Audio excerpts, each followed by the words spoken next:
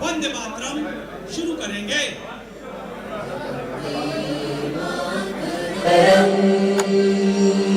वंदे मातरम सुजलां सुफलां मलयजशीतलां शस्य श्यामलां मातरं वंदे मातरं शुभ्रज्योत्स्ना पुलकितयामिनी फुल्लकुसुमित द्रुमदलशोभिनी सुहासिनी सुमधुरभाषिणी सुखदां वरदां मातरं वन्दे मातरं वन्दे मातरं।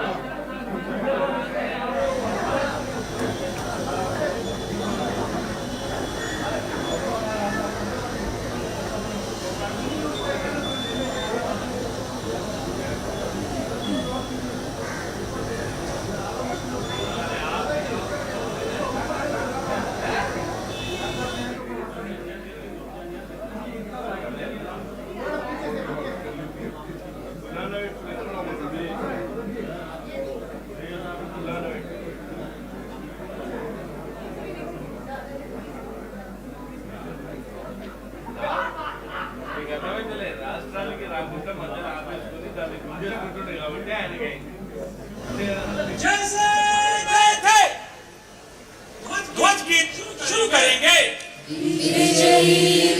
तिरंगा प्यारा झंडा ऊंचा रहे हमारा, सदा शक्ति जगाने वाला, प्रेम सुधा बरसाने वाला, वीरों को हर्षाने वाला, मातृभूमि का तन मन सारा, झंडा ऊंचा रहे हमारा, शान न इसकी जाने पाए, चाहे जान भले ही जाए, विश्व विजय करके दिखलाए, तब होवे प्रण पूर्ण हमारा, झंडा ऊंचा रहे हमारा, विजयी विश्व तिरंगा प्यारा, झंडा ऊंचा रहे हमारा। अरे विश्राम, अरे सावधान, राष्ट्रगान शुरू करेंगे। जनगण मन अधिनायक जय हे भारत भाग्य विधाता, पंजाब सिंध गुजरात मराठा द्राविड़ उत्कल बंगा, विंध्य हिमाचल यमुना गंगा, उच्चल जलधि तरंगा, तब शुभ नामे जागे, तब शुभ आशीष मागे, गाहे तब जय गाथा, जन गण मंगलदायक जय हे भारत भाग्य विधाता, जय हे जय हे जय हे, जय जय जय जय हे। आजाद हिंद कौमी नारा वंदे मातरम। विश्राम।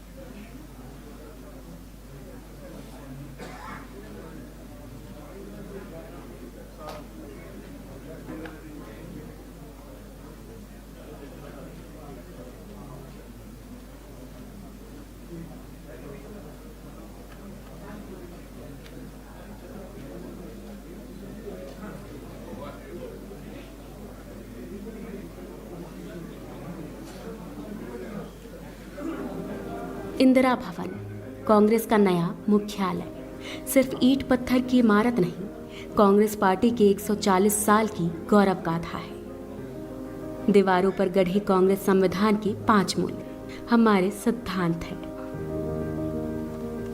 अंदर आते ही कांग्रेस पार्टी के पहले अध्यक्ष व्योमेश चंद्र बैनर्जी और वर्तमान अध्यक्ष मल्लिकार्जुन खड़गे जी की तस्वीर एक शानदार अतीत और बुलंद वर्तमान के इंदिरा भवन, कांग्रेस का नया मुख्यालय। सिर्फ ईंट पत्थर की इमारत नहीं, कांग्रेस पार्टी के 140 साल की गौरव गाथा है। दीवारों पर गढ़े कांग्रेस संविधान के 5 मूल्य हमारे सिद्धांत हैं। अंदर आते ही कांग्रेस पार्टी के पहले अध्यक्ष व्योमेश चंद्र बैनर्जी और वर्तमान अध्यक्ष मल्लिकार्जुन खड़गे जी की तस्वीर एक शानदार अतीत और बुलंद वर्तमान के बीच सुंदर सामंजस्य है। स्वाभिमान से चमकता बाबा साहेब अम्बेडकर का चेहरा ऐलान करता है कि सामाजिक स्वतंत्रता के बिना कोई भी आजादी किसी काम की नहीं है। 5 मंजिलों पर अलग अलग जगह लगी करीब 246 दुर्लभ तस्वीरें साक्षी हैं कि भारत और कांग्रेस का इतिहास एक दूसरे में समाया हुआ है। कहीं चर्चिल के घमंड को चकनाचूर कर राउंड टेबल में सच की ताकत के साथ महात्मा गांधी बैठे हैं। कहीं सरदार पटेल और सुभाष चंद्र बोस का स्वाभिमान झलकता है। कहीं रविंद्रनाथ टैगोर और खान अब्दुल गफ्फार खान का राष्ट्रवाद दमकता है। पूरे भवन में हर मंजिल की दीवारों पर 140 साल की टाइमलाइन में इतिहास अंकित है। 1885 के पहले कांग्रेस अधिवेशन से लेकर आज तक पूर्ण स्वराज और सहयोग आंदोलन, नमक सत्याग्रह, क्विट इंडिया मूवमेंट, गरीबी हटाओ, सांप्रदायिकता के खिलाफ और भारत जोड़ो यात्रा जैसे कांग्रेस के निर्णयों ने देश को नई राह दिखाई है। इसी इंदिरा भवन में कहीं आइंस्टाइन का हाथ पकड़े नेहरू विज्ञान और टेक्नोलॉजी के ध्वजवाहक हैं, तो वहीं दूसरी ओर शास्त्री जी की सादगी, किसान और जवान के लिए उनका संकल्प भी गरजता है। इस भवन की दीवारों पर इंदिरा गांधी के साहस के सामने घुटनों पर झुका पूरा पाकिस्तान और बैंक राष्ट्रीयकरण जैसे दृढ़ निर्णय नजर आते हैं। राजीव गांधी के भारत को टेलीकॉम और आईटी क्रांति को अग्रदूत बनाने से लेकर देश में तमाम शांति समझौते भी दिखाई देते हैं। नरसिम्हा राव सरकार का वो निर्णय झलकता है जिसने इस देश की अर्थव्यवस्था को ग्लोबलाइज कर दिया। सोनिया गांधी जी का त्याग और समर्पण दमक रहा है और यही दीवारें गवाह है कि 2004 में हर प्रोपेगेंडा को ध्वस्त करके सोनिया जी के करिश्माई नेतृत्व ने कांग्रेस को विजय दिलाई थी। 2004 से लेकर 2014 तक डॉक्टर मनमोहन सिंह के नेतृत्व की यूपीए सरकार की लोक कल्याणकारी नीतियों का लेखा जोखा है। यह दीवारें गवाह हैं कैसे सोनिया जी और डॉक्टर साहब ने मिलकर इस देश में सूचना, शिक्षा, मनरेगा और खाद्य सुरक्षा जैसे क्रांतिकारी निर्णय लिए। कैसे नफरत, अराजकता, तानाशाही और भ्रष्टाचार से जूझ रहे 21वीं सदी के भारत को कन्याकुमारी से कश्मीर तक राहुल गांधी की भारत जोड़ो यात्रा ने मोहब्बत से जोड़ दिया। हर फ्लोर पर कांग्रेस अध्यक्ष खड़गे जी की तस्वीरें उनके हौसलों और सबको समता और न्याय दिलाने के उनके समर्पण का प्रतीक है। इस भवन में एक पूरी दीवार पर संत राम जी जैसे समर्पित कार्यकर्ता की तस्वीरें, उनके समर्पण और हर कार्यकर्ता के सम्मान की कहानी है। 5 फ्लोर की ये ग्रीन बिल्डिंग पर्यावरण के अनुकूल है और अब इसी 9A कोटला मार्ग स्थित इंदिरा भवन से कांग्रेस एक नई ऊर्जा, एक नए संकल्प और एक नए विश्वास के साथ भारत के उज्जवल भविष्य और लोगों को न्याय दिलाने के लिए तैयार है।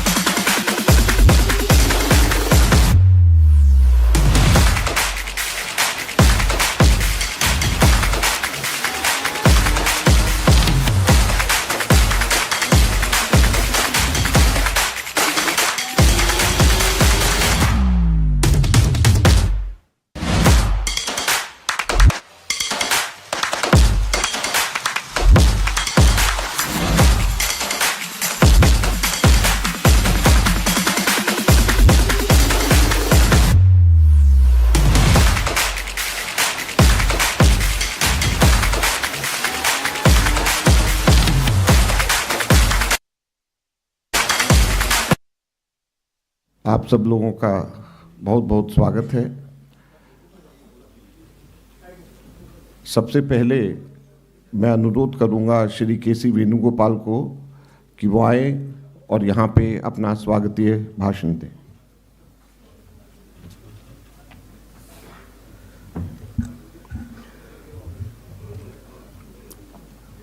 Honorable Congress President Mallikarjuna Kharge ji,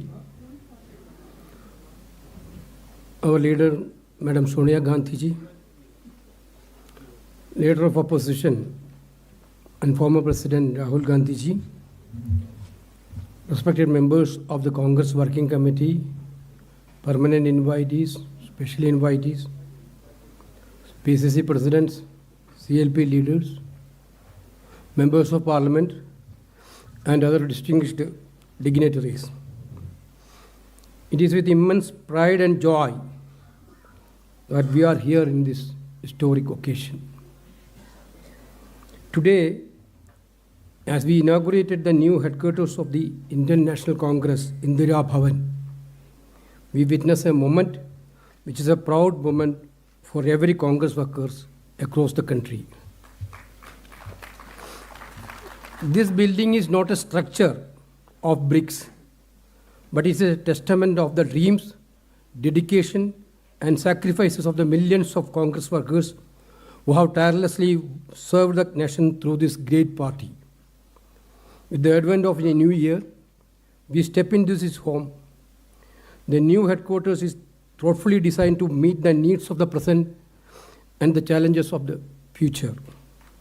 This building is a reflection of our commitment to remain forward-looking while staying rooted in our rich history and values. It's worth remembering that the construction of this building was started and initiated by when Madam Sonia Gandhi as the President of Indian National Congress. We completed and inaugurated the building. Now, our Honorable President Mallikarjuna Kharge ji as INC President. It is a great honor of all of that. Our guiding light, Madam Sonia Gandhi, has inaugurated the building today. I extend my heartful gratitude to the Honorable Congress President Mallikarjuna Kharge ji, Madam Sonia ji, and Sri Rahul ji for supervising the completion of this building. My special gratitude to Priyanka Gandhi ji for overseeing and finalizing and planning and designing the state of the art of the headquarters. Because yesterday night till 11 o'clock also Priyanka ji was here at 2 o'clock. Then thanks to Pawan Kera Bansal ji. Before, I also fondly remembers the contribution of late Sri Motilal Vora ji, Ahmed Patel ji, Murali Diora ji, who were closely associated with the planning and construction of this building. Thanks to Pawan Kumar Bansal ji, Ajay Makhan ji, Treasurer AICC, and Manish Chatrat and Ganesh, who tirelessly worked along with others for following up the completion and technical formalities of the constructions. I also warmly welcome the L&T group of representatives who done this construction. Sri Kuldeep Goyal, Sri Anand Pradap, Sri Manish Pradap Singh, and architect interior designers Mr. Hafiz, Ms. Abuva Sharma, Satyendra Malik, Mr. Pramod Kumar, Ms. Anita Jacob, consultant Ms. Nandita Beg, interior designers Ms. Namrata Dutt and Shahid Khan. Dear colleagues, as you well see, the Indira Bhavan houses the office of the party functionaries, including Honorable Congress President and former President, and General Secretaries and various departments and frontal organizations. It is also equipped with a library, spacious conference halls, dedicated CWC meeting rooms, and modern media facilities. One of the most striking features of this building is its celebration of our party legacy. The walls and rooms are adorned with the portraits of our great leaders, historic milestones, and inspiring quotes that remind us of the values and vision that have guided us for a century.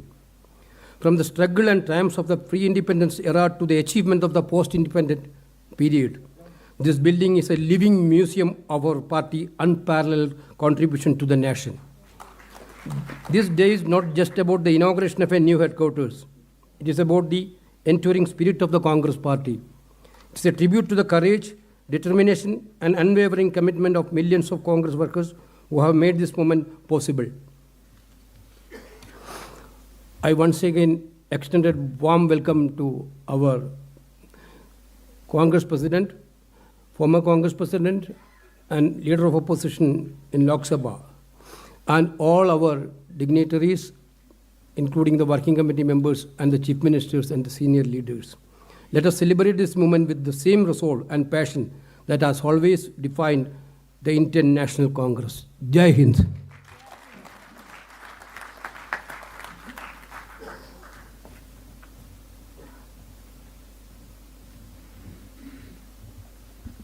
अब मैं अनुरोध करूंगा हमारे पूर्व कांग्रेस अध्यक्ष, हमारे नेता श्री राहुल गांधी जी से कि वो आएं और हम सब लोगों को संबोधित करें।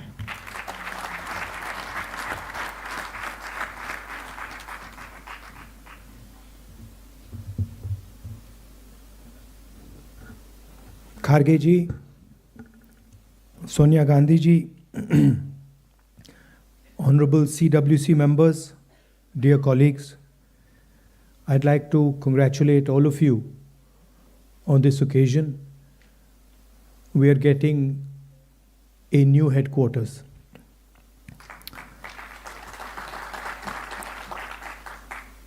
And we are getting a new headquarters at a very particular time. I think it's quite symbolic that yesterday, in a speech, the chief of the RSS said that India never achieved independence in 1947. He said that true independence in India was achieved when the Ram Mandir was built. This building, it is not an ordinary building. It has emerged from the soil of our country, and it has emerged as a result of the hard work and sacrifice of millions of people. And not just sacrifice prior to the freedom movement, but sacrifice until today. And there are multiple examples. There's an example, of course, of the freedom movement and the fruit of that movement, which was the Constitution, which was essentially attacked yesterday by Mr. Mohan Bhagwat when he says that the Constitution was not the symbol of our freedom. But also after that, thousands of our workers died in Punjab, thousands of our workers died in Kashmir, thousands of our workers died in the Northeast. And so this party has stood for a particular set of values. And we can see those values in this building. Unlike the Western world, which focuses on outside the self, the Indian way of thinking is about understanding the self. If you look at our great masters, they're all about understanding precisely who you are, where you come from, who you are, what your nature is. And that, the Bhagavad Gita is about that, Shiva is about that, Guru Nanak Ji is about that, Kabir is about that. All of them are asking the fundamental question, who are you? And this is really the fight that is taking place in India today. There are two visions of the self in India in conflict. One is our idea, the idea of the Constitution, and the other is the idea of the RSS. One idea says India is a union of states. We have, as we entered, I saw, we have all the national languages there, equally placed together. There is no superior language. There is no inferior language. There is no superior culture. There is no inferior culture. There is no superior community, no inferior community. They are all the same. That is written in the Constitution, and it is symbolized by this building. On the other side, there is the idea of a centralized knowledge, of a centralized understanding. Mohan Bhagwat has the audacity to inform the nation every 2 or 3 days what he thinks about the independent movement, what he thinks about the Constitution. In fact, what he has said yesterday is treason, because it is stating that the Constitution is invalid. It is stating that everything, the fight against the British was invalid, and he has the audacity to say this publicly. In any other country, he would be arrested and tried. That is the fact, right? To say that India did not get independence in 1947 is an insult to every single Indian person. And it's about time we stop listening to this nonsense that these people think they can just keep parroting out and shouting and screaming. Right? That is the crux of it. The Congress party has worked with the Indian people. It has built the success of this country. And it has built the success of this country on the foundations of the Constitution. And that is what this building symbolizes. You please go inside this building and you will see the depth of talent. You will see how deeply the Congress party has entered the soul of India. There's a history there. In fact, we forget. As I said, it's important to understand who you are.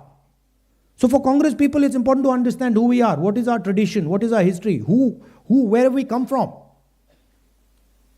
Please look in the building. You will see Mahatma Gandhi, Sardar Patel, Jawaharlal Nehru. And it doesn't stop there. Workers, chief ministers, governors, defense ministers, foreign ministers, all of them who served the constitution of our country, all of them who saluted the tricolor. Do not forget that. The people who are in power today do not salute the tricolor, do not believe in the national flag, do not believe in the constitution, and they have a completely different vision of India than we do. They want India to be run by a shady, hidden, secret society. They want India to be run by one man, and they want to crush the voice of this country. They want to crush the voice of the Dalits. They want to crush the voice of the minorities. They want to crush the voice of the backward castes, of the tribals. This is their agenda. And I would also like to say clearly that there is no other party in this country that can stop them.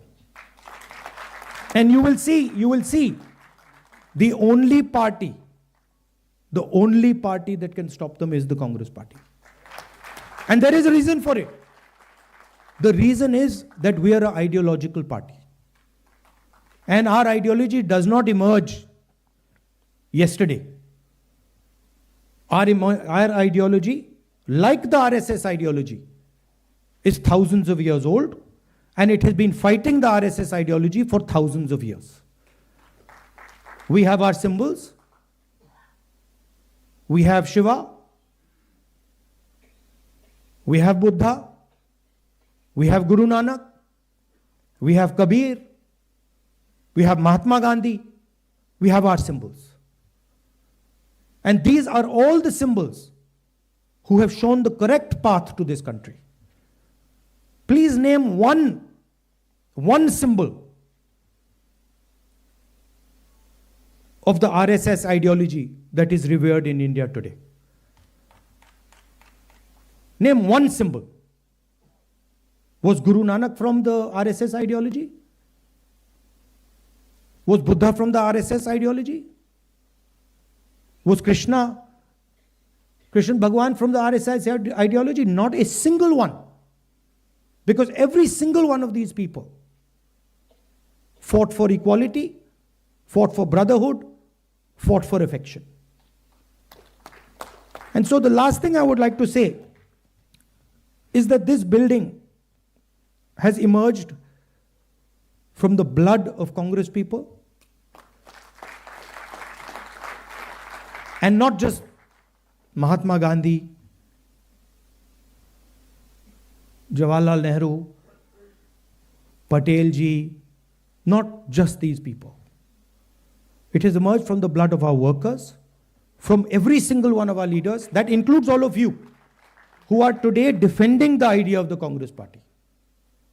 Everybody in this room is under severe assault defending the ideas of the Congress Party. Sometimes we forget it.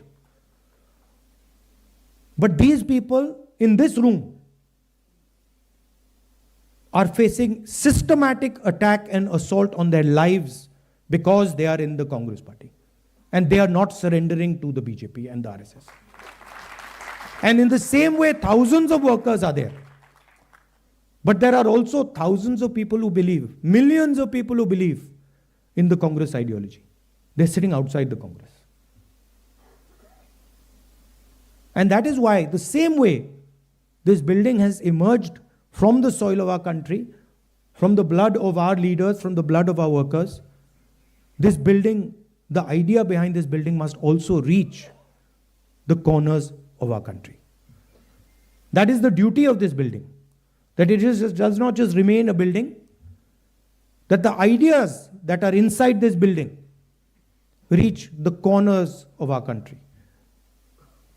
Reach Tamil Nadu, Kashmir, Northeast, Gujarat, Andaman, Lakshadweep, every corner of our country.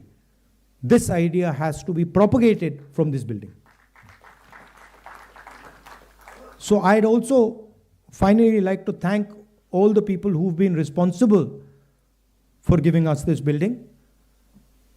The people Venugopalji mentioned, Murli Deora, Motilal Vora ji, who we all miss, Ahmed Patel ji, the others who have helped with the completion, Manish Chatra ji, Venugopal ji, Priyanka.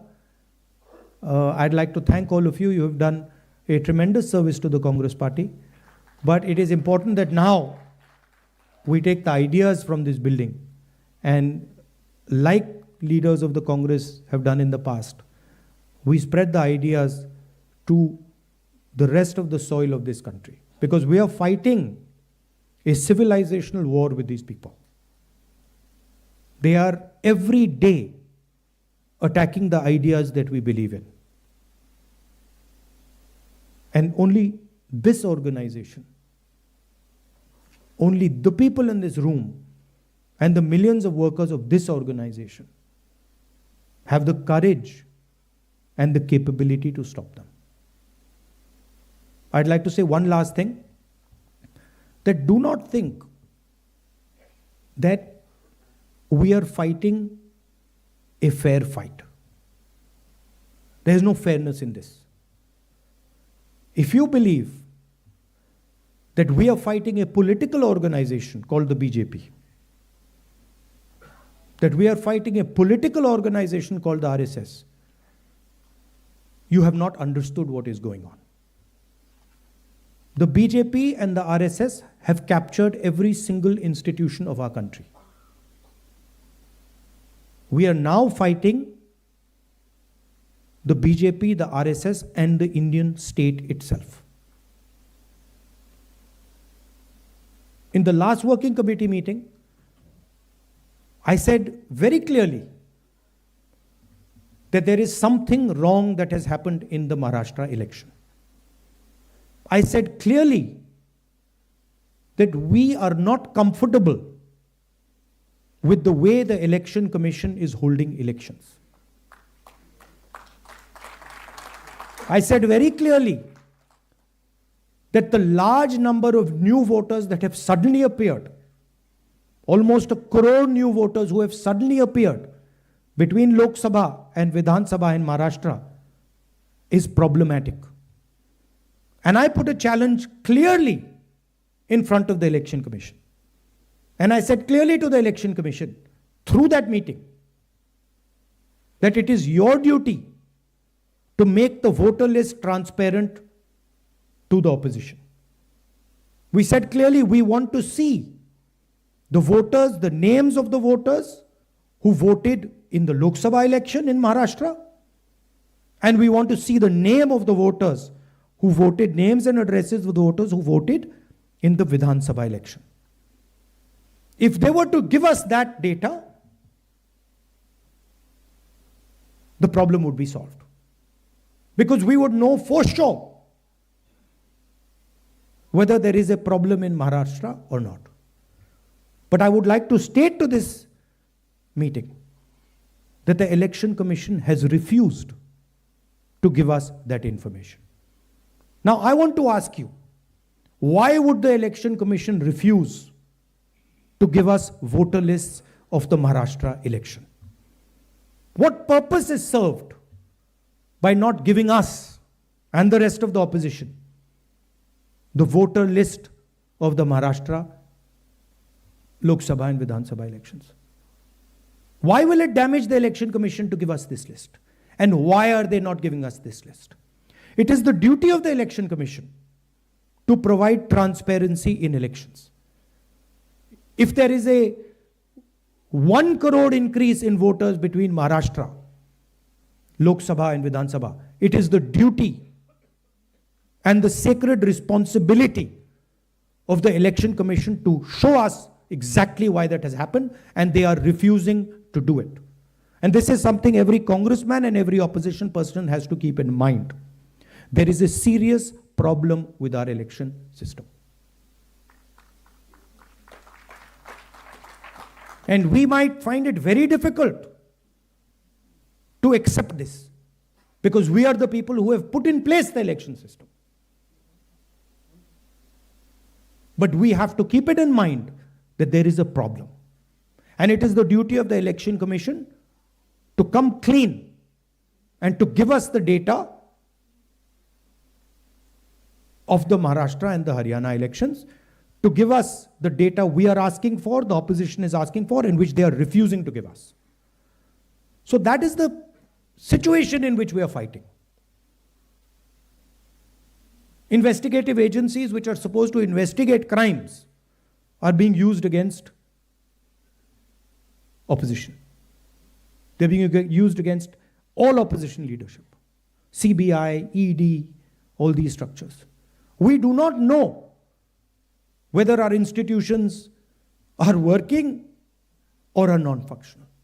It's pretty clear the media, what the media is up to. Everybody knows. Even the people know that the media is no longer free and fair. So these are circumstances under which you're fighting this ideological battle. And I must tell you that I'm extremely proud of every single one of you. That you get up in the morning, and you stand and you fight for what you believe in and what you know to be your politics. So I'm very proud of this building, and I'm more proud of the people who are sitting inside this building right now. Thank you very much.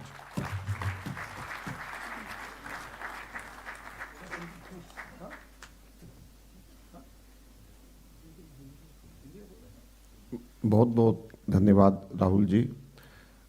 आपके प्रेरणादायक शब्दों ने नई ऊर्जा को ज़रूर यहाँ पे संचारित किया होगा। मैं अब अनुरोध करूँगा हमारे अध्यक्ष श्री मल्लिकार्जुन खड़गे जी से कि वो आएँ और हम सब लोगों को संबोधित करें। खड़गे जी श्री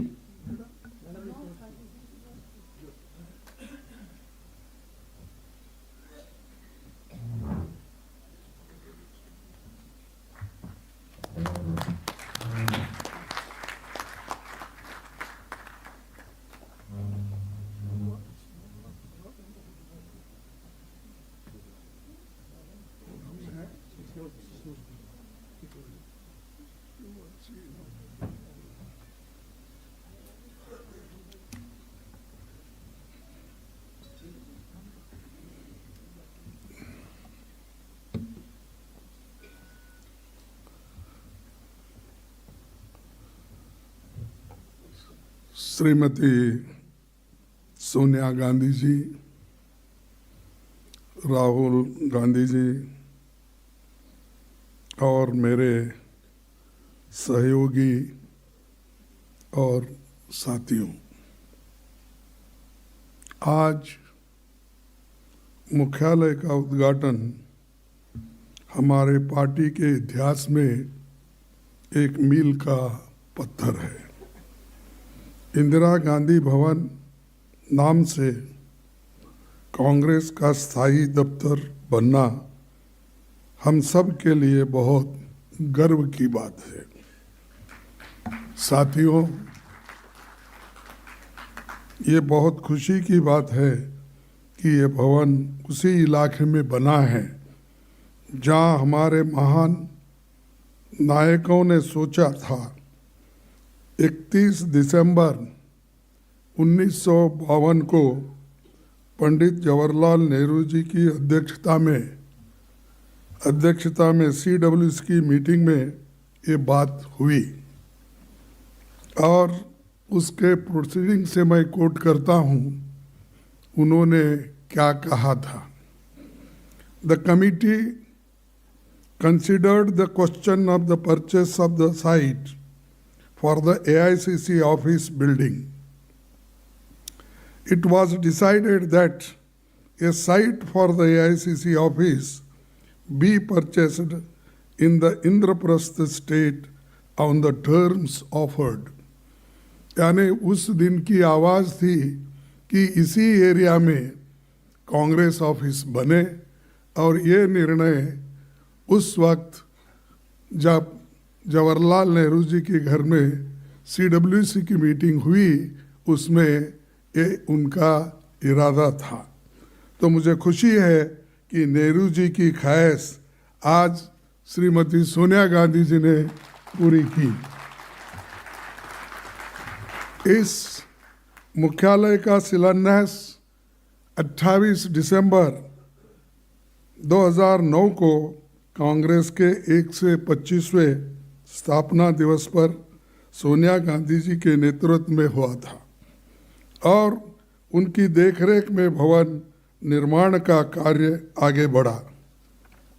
इसीलिए सोनिया जी से हमने अनुरोध किया कि आप उद्घाटन करें और आप यहाँ पधारे। इसी के लिए मैं आपको बहुत बहुत धन्यवाद देता हूँ और मैं आपका आभारी हूँ। साथियों, आज़ादी की लड़ाई के सबसे कठिन मौके पर 1920 के दशक से 1947 तक कांग्रेस का मुख्यालय इलाहाबाद में स्वराज भवन था, जहाँ पर इंदिरा गांधी जी का जन्म हुआ था और इसीलिए आज हम इसको इंदिरा गांधी भवन इस नाम से रखें। आज़ादी के बाद मुख्यालय इलाहाबाद से दिल्ली आया और 1969 में जंतर मंतर रोड से निकलकर फिर राजेंद्र प्रसाद रोड पर ये रहा और 1978 से अब तक 24 अकबर रोड पर हमारी ऑफिस है। कांग्रेस मुख्यालय कभी भी केवल ईंट और पत्थरों की इमारत नहीं है। आज़ादी के आंदोलन के समय से ही हमारे प्रगतिशील विचारधारा और विचारों का केंद्र रहा है। इसीलिए मैं मानता हूँ कि कांग्रेस मुख्यालय हमारे देश के लिए एक स्कूल ऑफ डेमोक्रेसी है और इसका हम सभी लोग आदर करते हैं। पंडित नेहरू जी ने कहा था, democracy is not only political, not only economic, but something of the mind, as everything is ultimately something of the mind. These are the words Pandit Jawaharlal Nehru ji said for democracy. पहले कांग्रेस मुख्यालय से देश की स्वाधीनता की लड़ाई लड़ी गई, फिर राष्ट्र निर्माण का काम हुआ जिसके लिए गांधी जी, इंदिरा जी, राजीव जी समेत कई कांग्रेस जनों को अपनी शहादत देनी पड़ी। कई विभाजनकारी ताकतें जिनका आज़ादी की लड़ाई में कोई योगदान नहीं था, उन्होंने बाद में संविधान, तिरंगा, अशोक चक्र से लेकर समाज की प्रगति के लिए बन रहे कायदे कानून तक का विरोध किया। और जैसा कि अभी राहुल गांधी जी ने बात कही, जो लोग आज़ादी से वास्ता नहीं था या उसके लिए लड़े नहीं थे, ऐसे लोग क्या बात कर रहे हैं आपको मालूम है। आज ही मैं पेपर में पढ़ा कि जो आरएसएस के मुख्य है भागवत, उन्होंने अपना मुंह खोला और ये कहा कि रियल आज़ादी मिली जब राम मंदिर बना और उसका उद्घाटन किया। तो सहज है कि मोदी और उन्होंने मिल के उसका उद्घाटन किए थे, इसलिए मोदी जी को आज़ादी मिली वो 2014 में, वो समझते हैं, क्योंकि 2014 में वो प्राइम मिनिस्टर बने। और आरएसएस के लोग ये समझते हैं कि जब राम मंदिर बना वही आज़ादी का दिन। ये शर्म की बात है कि हमारे को आज़ादी मिली, आपको मालूम है, सबको मालूम है, 1947 में, और मुझे आज़ादी मिली 1948 में हैदराबाद में। तो आज़ादी मिलने के बाद भी अभी उसको वो स्वीकार नहीं कर रहे, तो इसका मतलब ये है क्योंकि उनको कोई दर्द नहीं, कभी लड़े नहीं, कभी जेल में नहीं गए, इसीलिए वो उनको याद नहीं रहता। हमको याद इसलिए है कि हमारे लोग आज़ादी के लिए मरे हैं, आज़ादी के लिए ठोकरें खाए हैं, घर छोड़े हैं, इसीलिए हमको याद है, उनको याद नहीं है। इसीलिए मुझे ये कहना पड़ता है कि उनका जो स्टेटमेंट है उसको मैं कंडम करता हूँ, और ऐसी स्टेटमेंट अगर वो देते गए तो हिंदुस्तान में फिरना बड़ा मुश्किल उनको हो जाएगा। अब हमारा ये कांग्रेस मुख्यालय उन शक्तियों से लड़ाई लड़ने का केंद्र बनेगा जो संविधान और लोकतंत्र के विरुद्ध काम कर रहे हैं और जो ऐसे विचार फैला रहे हैं। तो इसको तोड़ में हम लोग इस एक केंद्र का उपयोग करेंगे और आप सभी लोग इसके लिए तैयार है, मुझे आशा है। तो मैं और एक बात आपके सामने रखूंगा कि 28 दिसंबर सन 1885 को WC बनर्जी की अध्यक्षता में मुंबई में पहले अधिवेशन से लेकर अब तक के सभी अध्यक्षों और नायकों को हम याद करना चाहिए, क्योंकि इन्होंने सभी संभाला। इसीलिए तो आज हम ये दिन देख रहे हैं और एक के बाद एक, एक के बाद एक उन्होंने त्याग दिया, बलिदान दिया। तो इसीलिए मैं उनको भी नमन करता हूँ, याद करता हूँ। साथियों, 2024 का साल संविधान के स्वीकार करने का 75वां साल और राष्ट्रपिता महात्मा गांधी के कांग्रेस अध्यक्ष बनने की शताब्दी का साल भी है। गांधी जी ने कांग्रेस अध्यक्ष रहते आम आदमी, महिलाओं, किसानों, मजदूरों से लेकर देश के हर वर्ग से कांग्रेस से जोड़ा। छुआछूत जैसी सामाजिक समस्याओं को भी राजनीतिक एजेंडे में शामिल किया था और उन्हीं के वजह से आज बहुत से गरीब लोग कांग्रेस से जुड़े हैं। आज़ादी के आंदोलन के कई अहम पड़ाव में कांग्रेस के नेतृत्व में आंदोलन चले, इतिहास इसका गवाह है। लेकिन आज इसी इतिहास के साथ छेड़छाड़ करने की कोशिश आरएसएस और उनके साथी लोग कर रहे हैं। मैं इस मौके पर एक बात कहना चाहता हूँ।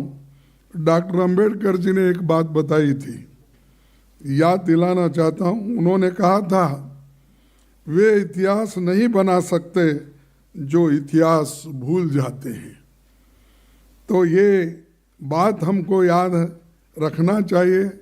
जो इतिहास भूल जाते हैं, जो काम कांग्रेस ने किया उसको अगर भूल जाते हैं, जो लोग आज़ादी हमको दिलाई अगर हम भूल जाते हैं, तो आप कोई नया इतिहास बनाने वाले नहीं हैं। तो ये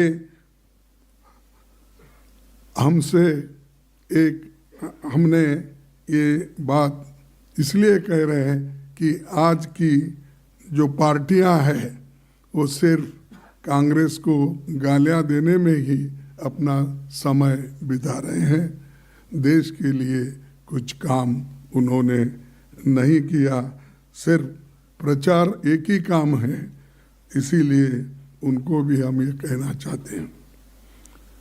अपने कांग्रेस के साथियों को कहना चाहता हूँ कि हमें इतिहास याद रखना है और लोगों को भी याद दिलाते रहना है।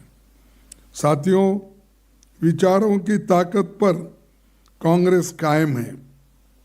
दादा भाई नौरोजी, महात्मा गांधी जी, सरोजिनी नायडू, सरदार पटेल, नेहरू जी, मौलाना आज़ाद, नेताजी सुभाष चंद्र बोस, राजेंद्र बाबू समेत सभी प्रमुख राष्ट्र नायक हमारी विरासत है। कांग्रेस की सत्ता के दौरान देश की तस्वीर बदलने वाले कई ऐतिहासिक काम हुए हैं। पंडित जवाहरलाल नेहरू के नेतृत्व में हुए प्रयासों से ही भारत दुनिया का सबसे बड़ा लोकतंत्र बना और अंबेडकर के नेतृत्व में दुनिया का सबसे बेहतरीन संविधान बना। शास्त्री जी के नेतृत्व में जो जय जवान जय किसान का नारा और जवानों और किसानों के लिए बहुत कुछ उन्होंने काम किया। पहली महिला प्रधानमंत्री इंदिरा जी के नाम पर बना ये भवन मातृ शक्ति का प्रतीक है और ये हमेशा हम सभी के लिए प्रेरणा का केंद्र बना रहेगा। उनके कार्यकाल में 10 सूत्री योजना के तहत बैंकों और बीमा कंपनियों का राष्ट्रीयकरण, लैंड रिफॉर्म्स, प्रीवेपर्स खत्म करने का काम और हरित क्रांति, श्वेत क्रांति उन्होंने लाई और 20 सूत्री कार्यक्रम के तहत गरीबों और कमज़ोर तबकों के लिए साहसिक काम उन्होंने किया। पाकिस्तान को शिकस्त देकर बांग्लादेश को इंदिरा जी ने आज़ाद कराया और मुझे गर्व है कि 1969 में इंदिरा जी के ज़माने में मैं ब्लॉक कांग्रेस कमेटी का अध्यक्ष बना था और 2022 में मुझे अपना राष्ट्रीय अध्यक्ष आपने चुना। तो 69 से लेकर लगातार कांग्रेस पार्टी में मुझे सेवा करने का मौका मिला और आपने जो मुझे अध्यक्ष चुना 2022 में, ये इसका मैं बहुत ही आभारी हूँ और किसी भी शब्द में अगर मैं कहूँगा वो कम गिर जाएंगे शब्द, लेकिन इतना बड़ा एक हम पर आप सभी लोगों ने जो एक आशीर्वाद किया, इसीलिए आज हम आपके आइडियोलॉजी पे, हमारे आइडियोलॉजी पे हम डटे रहते हैं, डटे रहेंगे, चाहे वो कोई भी हो, प्रधानमंत्री हो, आरएसएस के मुखिया हो, होम मिनिस्टर हो, आज जो कांग्रेस के वर्कर को सता रहे हैं और वो अपनी बात कहने का काम कर रहे हैं, और यहाँ तक कि जो लोग उनके बगल में बैठते थे उनकी टीका भी शाह अपने अनेक जगह पे बात करते हैं। एक तरफ उन लोगों की तारीफ भी करते हैं, दूसरे तरफ उनको टोकते भी हैं। तो आज वो लोग भी परेशान है, भाई हमने इनसे तो गले लगा लिया, इन्होंने तो हमको दूर किया। लेकिन आज ऐसा समय है कि हम जो किए हैं उसको लोगों को याद दिलाना ज़रूरी है। और राजीव जी के समय संचार और सूचना क्रांति, ऑटोमोबाइल क्रांति, ग्रास रूट्स लेवल डेमोक्रेसी के लिए पंचायती राज और 18 साल की उम्र में वोटिंग के अधिकार जैसे ऐतिहासिक काम हुए। ये सब काम हमारे युवाओं को हम बताने की ज़रूरत है।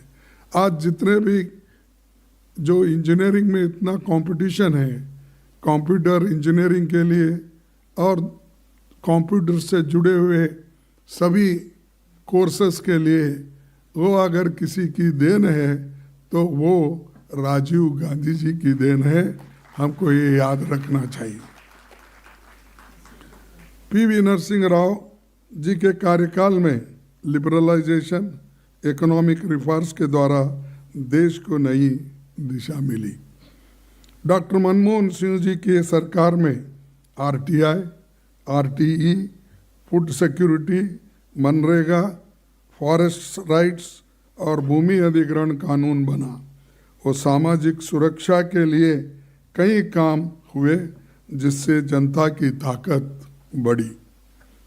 मैं यहाँ डॉक्टर मनमोहन सिंह जी के ऐतिहासिक योगदान को याद करते हुए उनको श्रद्धांजलि देता हूँ और घोषणा करता हूँ कि इस नए मुख्यालय में जो पुस्तकालय है उसका नाम डॉक्टर मनमोहन सिंह लाइब्रेरी होगा। तो हमने बहुत बड़ी लाइब्रेरी बनाई है, उस लाइब्रेरी का नाम मनमोहन सिंह जी के नाम पे रखना है। इसके लिए सबकी सहमति है, ऐसा मैं अपना ये करूँगा। तो ये सूचना भी मुझे हमारी नेता श्रीमती सोनिया गांधी जी ने दी कि ये करना ठीक होगा। तो इसीलिए कि जो लोग हमसे जुड़े हैं उन सब का सम्मान हम हमेशा करते रहे हैं और आज भी करेंगे। डॉक्टर मनमोहन सिंह जी के जाने के बाद उनकी अहमियत सभी समझ रहे हैं। He had once said that history would be kinder to him. I would like to assure Dr. Saab that history is indeed very kind to you. उन्होंने जो कहा था उससे भी ज़्यादा आज लोग हिंदुस्तान, देश के बाहर सभी लोग प्रशंसा उनको कर रही है। इसीलिए मैं खास करके श्रीमती सोनिया गांधी जी को धन्यवाद देता हूँ। जब कभी आप कोई किसी चीज़ को हाथ लगाते हैं तो वो सोना बन जाता है और सोना बन जाता है और देश के लिए भी वो उसका फायदा होता है। मैं ये नहीं कर रहा हूँ आपको खुश करने के लिए, ना उन्हों नहीं है। तो मैं इसलिए कह रहा हूँ कि आपने सोच के उस वक्त जो कदम उठाए उसका फायदा सारे देश को हो गया। और आज जब दुनिया में उनकी चर्चा होती है दुनिया में जब उनका कौतुक किया जाता है तो ये सारा क्रेडिट हमको ही आता है, आपको ही आता है। ये आपके लिए मैं ये नहीं कह रहा हूँ कि हमारे लिए ये गर्व की बात है कि आपने ऐसे व्यक्ति को चुना जिसने सारे देश को और विदेश में अपना नाम फैलाया। कांग्रेस ने 140 सालों में कई उतार चढ़ाव के पल देखे, लेकिन कभी धैर्य नहीं खोया। हमारे नेताओं ने हमें सिखाया है कि प्रचंड जीत हो तो घमंड नहीं करना, पराजय हो तो मायूस नहीं होना है। तो जनता के बीच हमें लगातार संपर्क बनाकर एकता और अनुशासन के साथ उनके संघर्ष में भागीदार बनकर समाधान निकालना है। हम पर उनका विश्वास इसमें और भी बढ़ेगा। राहुल जी के नेतृत्व में भारत जोड़ो यात्रा और भारत जोड़ो न्याय यात्रा को सब ने देखा है। उनकी मेहनत और त्याग के बल पर इससे अभूतपूर्व सफलता मिली। संविधान की रक्षा, जातिगत जनगणना, महंगाई, बेरोजगारी और भ्रष्टाचार से लेकर सभी बुनियादी मसलों पर पूरे देश में इसने नई ऊर्जा पैदा की और जनता में जागृति आई। इसी का नतीजा ये रहा कि लोकसभा चुनाव के बाद संविधान विरोधी ताकतें भी अब संविधान की बात करने लगी है। हमें भरोसा है कि पार्टी का नया मुख्यालय कांग्रेस को एक नई ऊर्जा देगा। जनता के हकूक के लिए लड़ते हुए हम कामयाबी देंगे। अंत में मैं उन सभी साथियों, खास तौर पर स्वर्गीय मोतीलाल वोरा जी, अहमद पटेल जी, इनको याद करना चाहता हूँ, जिन्होंने इस भवन के निर्माण में विशेष भूमिका वो बनाए। प्रियंका जी का विशेष धन्यवाद। उन्होंने इस भवन को अंतिम आकार देने में महत्वपूर्ण योगदान दिया और इन सब के प्रयासों का ये नतीजा है। और मैं पहली बार इस ऑफिस में आया हूँ, मैं देखा ही नहीं, लेकिन हमेशा दो प्रियंका जी कहती थी आप आके एक बार देखो तो देखो। बोले, मैं बोला कि मैं पूरा बनने के बाद ही अंदर आऊँगा, तब तक आप। तब उन्होंने हर चीज़ को कहाँ कहाँ कैसे जगह लगाना, इतिहास के जो भी कितने हमारे कहावत है या लिखा पड़े हुए हमारे चरित्र है, वो सब को लगाना, और हर एक चीज़ का उन्होंने बारीकी से ध्यान देकर किया। और मैं ये भी धन्यवाद देना चाहता हूँ उनके साथ जो जुड़े हुए लोग हैं, जो काम किए हैं और उनके साथ रह के उनके इंस्ट्रक्शन को बोले, सूचना को जिन्होंने इम्प्लीमेंट किया, उन सभी को मैं धन्यवाद देता हूँ। और मनीष चतरथ और उनके साथी लोग भी ये जो बनाने में वो अपना सहकार दिए, उसके साथ मैं उनको भी धन्यवाद दूंगा जो L&T कंस्ट्रक्शन है, क्योंकि थोड़ा बाकी भी देना है भी थोड़ा, इसीलिए तो मैं L&T कंस्ट्रक्शंस, आर्किटेक्ट और निर्माण में लगे सभी श्रमिक भाई बहनों का भी धन्यवाद करता हूँ, क्योंकि लेकिन उनका तो मैं ये कंपनी का तो धन्यवाद करता हूँ, लेकिन कंपनी के CEO ने एक बात बताई कि 90 आवर्स काम करना चाहिए, ये इसका नहीं मानता मैं। ऐसे लोग भी हैं जो 90 घंटे काम करता है। अरे मजदूर 8 घंटे में काम करता है तो थक जाता है। इसीलिए पंडित जवाहरलाल नेहरू जी और डॉक्टर अंबेडकर ने ये फैक्ट्री एक्ट बनाते वक्त उन्होंने कहा था कि 8 घंटे से ज़्यादा नहीं, और उसके बाद कोई 9 घंटे बोले, लेकिन इन्हों तो एकदम 12 घंटे 14 घंटे बोल रहे हैं। वो एक को छोड़ना चाहिए, लेकिन मैं कंपनी को अपना धन्यवाद देता हूँ क्योंकि उन्होंने बहुत अच्छा काम करके दिया है, और उन श्रमिकों को भी उनकी मैं तारीफ करना, क्योंकि धूल में धूप में और कोई हमेशा उनको अगर रक्षा भी नहीं है तो रात दिन ये काम किए हैं, चाहे कोई भी हो, उन सबको मैं धन्यवाद देता हूँ। यहाँ पर देश भर का नेतृत्व, खासकर पीसीसी प्रेसिडेंट्स और सीएलपी लीडर्स मौजूद है। मैं इस मौके पर ये भी अपील करना चाहूँगा कि हमारा राष्ट्रीय मुख्यालय तो इतना शानदार बन गया है, लेकिन हमें चाहिए कि कांग्रेस पार्टी का अपना भवन हर राज्य, मैं आपसे अपील कर रहा हूँ तो कि हमारा राष्ट्रीय मुख्यालय तो इतना शानदार बन गया है, लेकिन हमें चाहिए कि कांग्रेस पार्टी का अपना भवन हर राज्य, हर जिले और हर ब्लॉक में बने। इससे संगठन को बहुत ताकत मिलेगी। ये मेरा अपील आपसे है।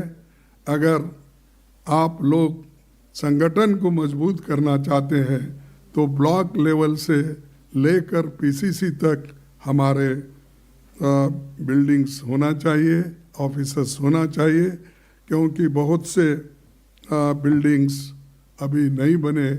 और एक आपको याद दिलाना चाहता हूँ, एक सुप्रीम कोर्ट का जजमेंट है, तो 1969 के पहले जो प्रॉपर्टी कांग्रेस की थी, इंदिरा गांधी के अध्यक्ष बनते वक्त, तब सुप्रीम कोर्ट ने एक निर्णय दिया है कि वो सब प्रॉपर्टी कांग्रेस को देना चाहिए, हैंड ओवर करना चाहिए। इसी बेसिस पे हमारे कर्नाटक में जो बिल्डिंग देवेगौड़ा के पास थी, जेडीएस के पास, तो हमने वापस ली। हमारे वहाँ के सभी नेता लोग कोशिश किए और उसके बाद आज लाखों की प्रॉपर्टी है। तो इसीलिए मैं आपसे अपील करता हूँ, जहाँ भी पुराने 1969 से पहले जो प्रॉपर्टी कांग्रेस के नाम से थी, उसको आप कानूनी कार्रवाई करके अपने पास लीजिए, वो एक है। और दूसरा, जहाँ नहीं है, आप कृपया बिल्डिंग बंद कर आप एक खुशी कांग्रेस पार्टी को दीजिए। इतना कहते हुए मैं आपको फिर एक बार धन्यवाद देता हूँ और आपको बहुत बहुत शुक्रिया, और जय हिंद और जय कांग्रेस।